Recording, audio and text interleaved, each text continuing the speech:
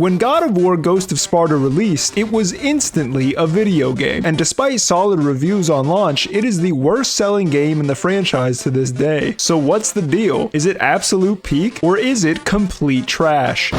Brother, we're about to find out. The story begins when Kratos, the new God of War, has a vision where he's jump scared by an old lady. Oops, sorry, that's his mother. He then sets sail for Old Lady Island. His boat is immediately attacked by fish people, and there's a weird focus on this one's feet. Kratos starts out very powerful in this game. You can parry enemies with no upgrades, and grabbing in the air initiates a high-speed head punch. There's also Hyperion Charge, which is a Donkey Kong-style gorilla beatdown. Holy shit. Stop looking him in the eyes, man! He takes it as a challenge. Apparently, Kratos failed to learn in God of War 1 that all Greek boat rides end in hell, and his punishment is getting freaky with this crab. We're now face to face with the first boss in the game, and he's also the ugliest. Oh, come on, man. Kratos can block all of Scylla's attacks. I don't even know how. You can get pushed 20 feet into a wall, 0 concussions. The minigame to take him down involves a crane, some tasteful pole dancing, and a staggering amount of blood loss. Alright, see you later. Yo, am I crazy? Or is Bald Spartan over here having a great time? Look at him kick his little legs, dude. The fish boys continue to get absolutely humiliated until a real enemy shows up. I lied, I'm sorry. He sucks too. You can just block everything still. I'm feeling a little guilty here, boys. Just take some shots at me. You deserve it. Jesus Christ! Anyways, after feeding the Minotaur, we come across some soldiers fighting the fish boys. Normally, I don't care about random soldiers, but these guys actually managed to kill one. I named them Jordicus and Pimos, and we rolled out. Oop, uh-oh. Took a little tumble there. Wait, what the hell are you? No! Pimos! Jordicus, watch out! No!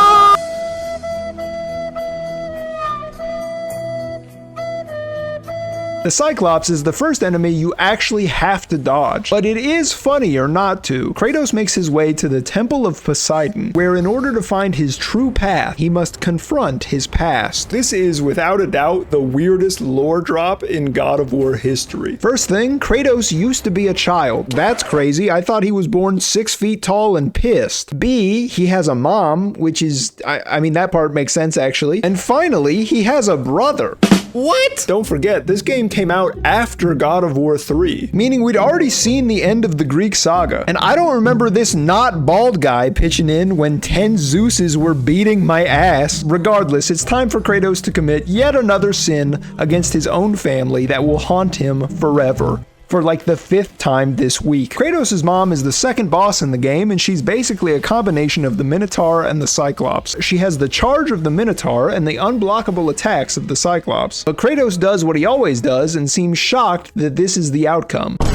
She tells him to go to Sparta to save his brother Deimos, and then she gets really sleepy. Poseidon rewards Kratos for this terrible deed with the Eye of Atlantis, a big blue beam that is great for tickling your enemies. Our next destination is that big volcano in the— Alright, I'm sorry, that was rude of me. I didn't mean to interrupt your bullshit with the middle of my sentence. God forbid we talk about something else for 5 fucking seconds. Scylla beaches itself inside the volcano, which is actually very thoughtful. Thank you, buddy. They introduce a real big guy here named Linnaeus, but I can't emphasize enough how unimportant he is. After navigating a very on-fire volcano, Kratos discovers Thera, a trapped, defenseless titan who has done absolutely nothing to Kratos. Holy shit, this guy is actually evil. Did he even know that that would do anything? It felt like he was just freestyling on her chest cavity until he heard the item sound from Zelda. Alright, thanks for Thera's Bane. Enjoy your forever prison. Linnaeus starts shitting his pants and activates the automaton, the first enemy with armor in the game that needs to be broken by— oh my god, Thera's Bane! What are the chances? Thera's Bane is basically a temporary buff to your blades that adds additional power to your attacks, and it drains this little bar whenever you use it, which refills automatically over time. Thera's Bane also comes with the power of Door Explosion, which sounds like a dope wizard spell. We're now approaching the volcano core, the part of the volcano that some might describe as the tummy. Motherfucker! Alright, one of us is dying. Kratos starts stabbing this thing repeatedly until it flings him to the surface. And if you look closely, you can spot the exact moment that Scylla reaches heaven. Unfortunately, Kratos' shenanigans have upset the tummy of the volcano, and it spits him out. And for the first time in history, a man killed a volcano. And Atlantis and all the people there, I guess. But mainly the volcano. The island of Crete is a disaster, quite frankly. They should really hold someone accountable for all this. Let's just say it was this guy's fault. Okay, great. The next enemy is the Chains of Olympus Classic. They're generally pretty easy to handle, but this charge move can do some damage if you're not ready for it. Of course, you can always pull the old Spartan yo-yo to flex on both your enemies and gravity. The next cutscene is like Kratos is writing an essay, but there's like a minimum word count he's trying to hit. You lied to me. The gods lied to me. My brother lives. He lives! You see what I'm saying? Anyways, he gets pissed and fucks her statue up. To calm himself down afterwards, he makes sure that all dogs go to heaven. Alright, let's be honest about Kratos for a second, because he has a bit of a reputation. A lot of people consider his methods to be cruel and unusual, but I disagree. When given the opportunity to do right, he is eager to show that he is a fucking psychopath. New enemy alert, it's the Gorgon! The Gorgon is immune to nothing. They might be the most easily damaged enemy I've ever seen. Also, they can freeze each other, which is just embarrassing. Kratos' journey is interrupted by 1.5 guys, and even he is like, what the fuck? The alive one warns that the daughter of death is looking for Kratos. Well, good luck catching him, he's having so much fun. The next major enemy is the armored Cyclops. Once again, Thera's Bane is required to do any damage, but that can't stop me from punching his nuts. I'd like to remind everyone that this city was completely fine before Kratos arrived roughly 5 minutes ago. This man is truly a menace. The Gravedigger from God of War 1 shows up again, and it's Zeus. The secret is that he's Zeus. Somehow this fact never matters. Dude, look, the skeletons are here, and they're my favorite enemy in the game.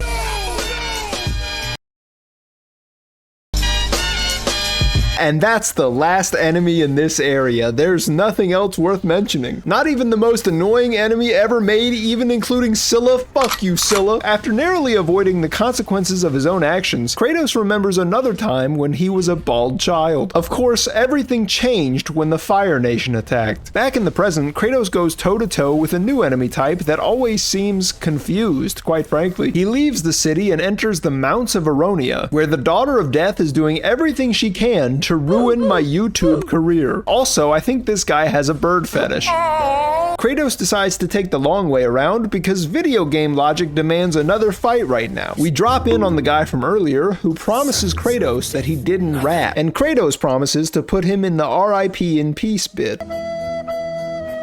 I hope you were getting bored of Fire City because surprise bitch, it's Ice Mountain! Huh.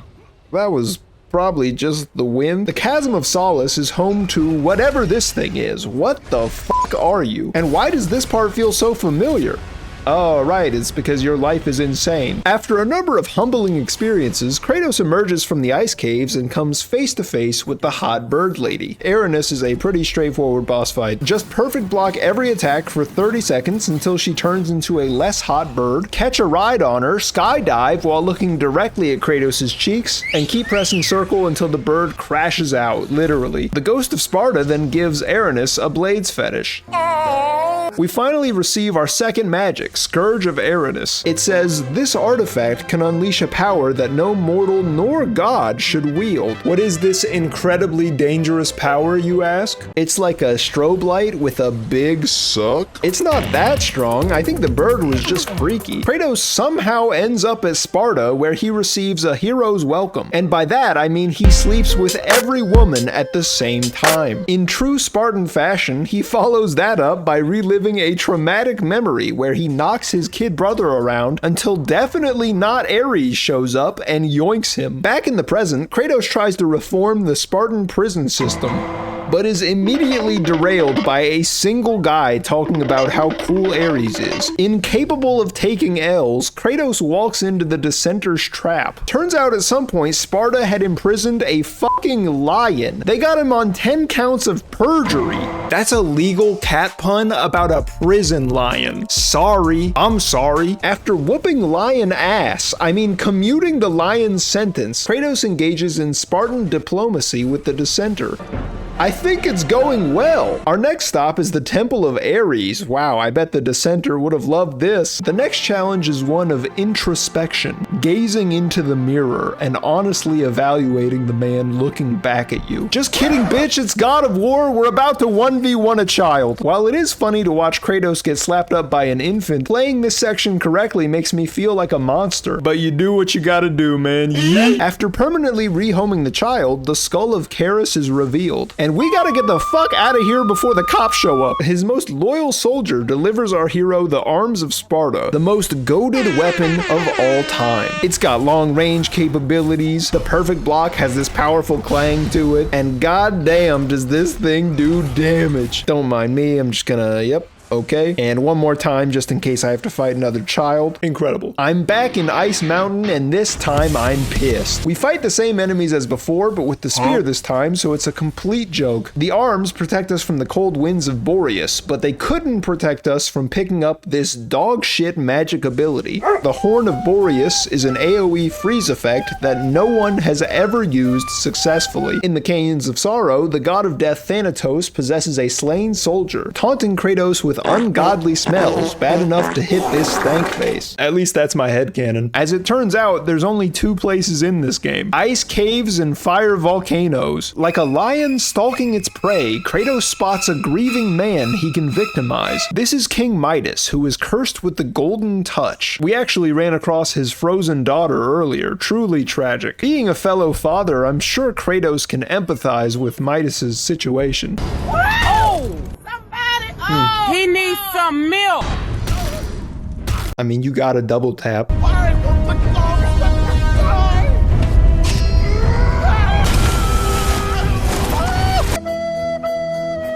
Midas's freaky cursed body turns the lava fall into pure gold so we can get the fuck out of here before the cops show up. We emerge in the port of Atlantis, and as we all know, boats in ancient Greece are goddamn death traps. Why would you sail into this? The ship is invaded by Atlanteans, struck by lightning, and Kratos falls overboard.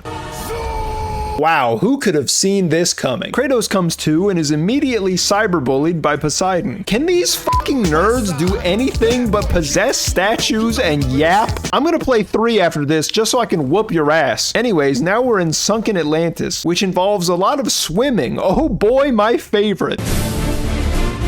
You do get to hit a lot of fish guys with spears though, so it's hard to complain, I guess. Dude, what the fuck did I say? The next cutscene and a different god is statue yapping. Kratos suddenly realizes Athena was there when Ares took Deimos. He calls her out on it and she's like, alright man, you got me, and leaves. In the Nexus of Atlantis, Kratos spins 2 wheels to power up these statues and then shocks the shit out of them to raise this bridge. Also, Kratos pulls an epic prank on Linnaeus. The prank is murder. We finally made it back to the Death Gate, and with the power of the Karis skull, Kratos is able to walk straight into heaven. Jesus Christ, my eyes. Never mind, I guess it is the domain of death. Your main enemies here are the plants of death, and the roots of death, and the brother of death. Turns out being imprisoned for your entire life makes you a little bit screamy. I don't know, man. Either these two are about to fight or kiss. It's fight. It's definitely fight. I should have seen that coming, honestly. After eating nearly 300 Spartan spears directly to the head, Deimos uses his ultimate move, win in the cutscene, until Thanatos arrives and scoops him up like a tiny baby, and plunges them both into the depths of death. Kratos makes whatever this face is and leaps after them. Deimos loses a high-stakes game of tug of war, but Kratos saves him just in time. But I almost wish he had fallen off that cliff, because Kratos immediately gives him the arms of Sparta, and now I'm fucking pissed, dude. That's my favorite weapon. The boys square up with the god of death. Kratos and Deimos pull some tag team Spartan brother action on Thanatos, and it's probably the coolest thing in this game. Thanatos swaps between 10-foot tall man and 100-foot tall bird, and ultimately proves to be too powerful for Deimos. Kratos goes Super Saiyan, but without the hair, and gives Thanatos a reason to stop existing. After the explosion, Kratos carries Deimos' body up to the cliffs and buries him. Athena shows up to console him, but Kratos doesn't recognize her as she isn't a whiny marble statue. He swears revenge on the gods for their deceptions and grabs his PS2 copy of God of War 2. That's basically what happens in Ghost of Sparta. I did lie a little bit to be funny, sorry about that. But now it's time to talk about the gameplay. Kratos and the Blades of Chaos have controlled basically the same way since Miyamoto invented Grease back in 2005. Still, each game adds a little something unique to the mix, and Ghost of Sparta is no different. The previously mentioned Hyperion Charge and Thera's Bane are two of the ways they modified the gameplay, and they fit in perfectly. I love the way that Kratos plays here. The Hyperion Charge automatically grabs smaller enemies and throws them towards their friends, while medium-sized enemies can be punched forever. I will punch this man forever. Thera's Bane is introduced as a way to break armor, but it really should just be used constantly on everything. It's free damage. The upgrade makes it even freer damager, and it looks sick as fuck. The most powerful use is the Searing Core that's attached to enemies at the end of a combo. The explosion is guaranteed to blow off a piece of armor. God damn. Any medium-sized enemy will bounce when it explodes, and you can attach multiple cores to keep the big ones permanently stunned. The only drawback is the rate at which the bar recharges. Like, bro, you're not even trying. It takes forever, dude. You know what? Fuck it. Let's see how long it takes to fill a full bar. Just gonna empty the bar here. Okay, Luke, go ahead, start the timer. I'm gonna take care of some stuff. Just holler at me when it's done, okay?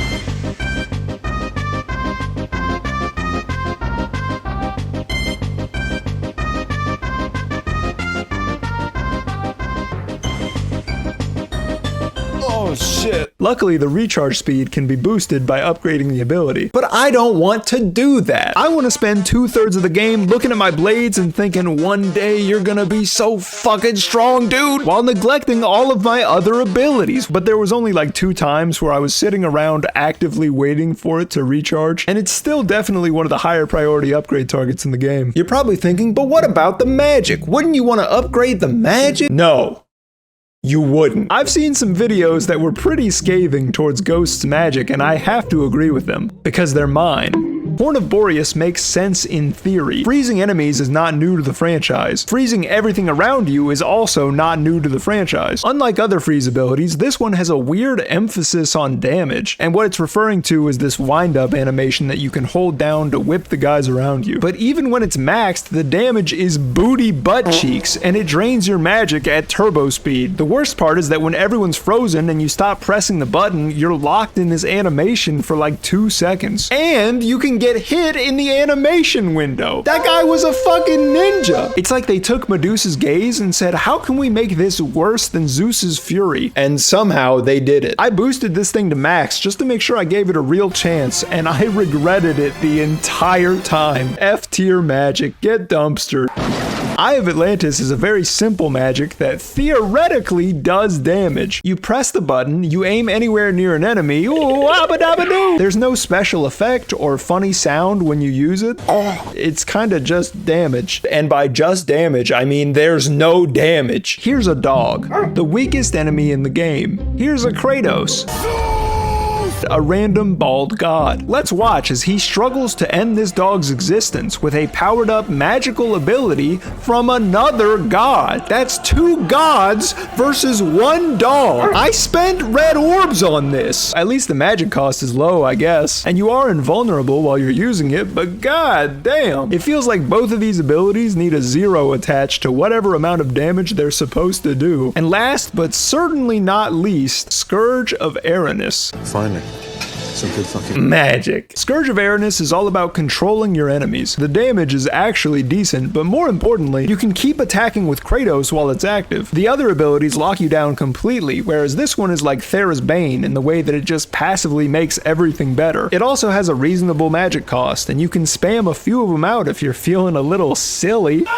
Scourge of Aranis is easily the best magic in the game, but even then it's like B tier for the series. It's got nothing on Poseidon's Rage, but it's usable for sure. Overall, the magic in this game is not good, and honestly not worth pouring any red orbs into. But you know what is worth spending those beautiful red orbs on? The Arms of Sparta. This is the best alternate weapon in the Greek saga, fight me. And if Jordicus hadn't been crushed by Pimos' flailing body, he would agree with me. I mean, first off, the aura, unmatched. The animations? I mean, my god, I think this man's a real Spartan. Normal enemies can't handle the most basic of combos. Cyclops get stunned after 3 hits, they can't even move. I threw 1 spear at this guy and he turned into orbs. I turned a man into orbs. For some reason, it's actually cheaper to upgrade than the Blades of Chaos and is the absolute best use of red orbs in the game. It will carry you all the way to the end. When Deimos steals it from you and then he gets exactly what he fucking deserves. In my video about Chains of Olympus, one of my main critiques of the game was the boss fights. Mainly that there were not a lot of them and they were too easy. Well boys, you're not gonna believe this, but the bosses in Ghost of Sparta, there's not a lot of them and they're too easy. Scylla is the tutorial boss, and like I said earlier, you can just normal block every attack with no repercussions. Callisto is next, and while you have to dodge her attacks, she does this charge that pins you against the wall, but is actually really good for getting damage in on her, especially when she's stunned after the QuickTime event. Aramis is just a perfect block simulator. I'm telling you, if you get that timing down, it is almost as easy as Scylla. The Piraeus Lion was convicted by a jury of his peers, but that's not really relevant right now. He's another boss where a mix of perfect block and Scourge of Aramis make him completely ineffective. Thanatos is the only boss in the game that truly requires you to lock in. His bird form is devious. The moves come out pretty fast and cover a huge area, so if he catches you off guard, you're taking some damage. Still, he's overall a fairly easy fight. I think these bosses are better than the ones in Chains of Olympus, but still fall short of anything in the main trilogy. The last thing I want to talk about is the actual plot of the game, because this might be the most impactful entry in the entire franchise. The events completely recontextualize Kratos' relationships with the gods, while also revealing that he was a bald child. Sorry, I meant revealing that he had a brother, who is believed by the gods to be the marked warrior who would bring about the fall of Olympus. Deimos was born with the iconic mark that Kratos would later adopt in his honor, becoming the prophesied marked warrior. The prophecy we've heard in the past games was always about Kratos, but to see how Ares brought about the destruction of Olympus with his actions is incredible storytelling. All in all, I think Ghost of Sparta was a great entry in the franchise, and it's truly unfortunate that it didn't sell well at release. My verdict for Ghost of Sparta is peak. Hell yeah, dude, video games